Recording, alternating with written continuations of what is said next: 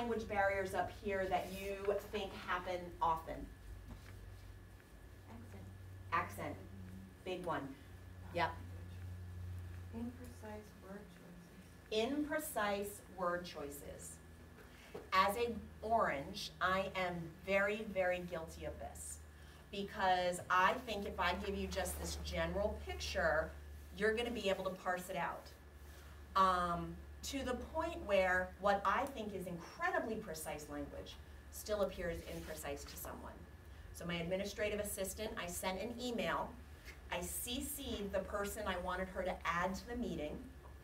In the subject line, I said, please add to the meeting, and I even put in what the meeting was. And in the body, I simply wrote, Amy, can you please take care of this?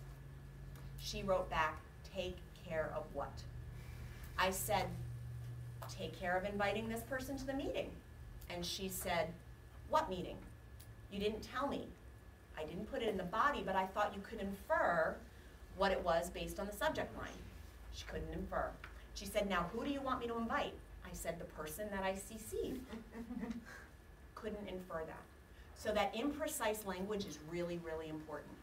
Do you find that with your patients as well? You have to be very precise, because goodness knows what they're going to take away from the situation. Okay? Body language, we've talked so much about that already. Psychological and emotional barriers. Take a look at this list. How are they barriers to communication? Sorry, I wasn't paying attention to this question. Is that because I'm giving you communication overload? Sugar. Sugar, I'm giving you sugar. Yep. There's lots of distractions, okay? So think about a situation where you're getting 50, 60 emails a day. Or in the case of my organization, over 100 a day, because we're a large organization. It becomes sensory overload. People stop reading them. People don't take the time to read it through thoroughly, because there's so much communication happening. It is overload. Okay? How can lack of time be an emotional or psychological barrier? Thinking about what you gotta go to later.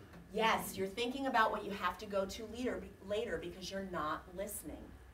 You're thinking about what else is on my mind. What other way does lack of time become a challenge to communication? Yeah.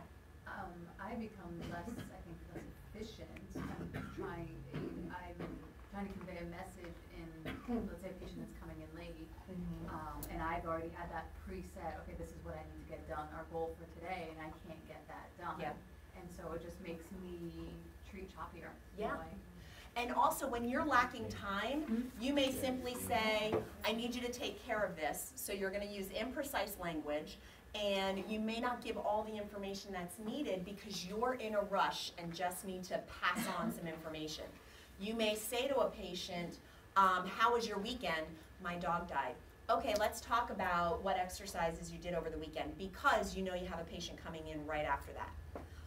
Or you got double booked because the one patient is often a no-show and they actually came today. Okay? So you actually change how you approach things because of that. Can you think of any examples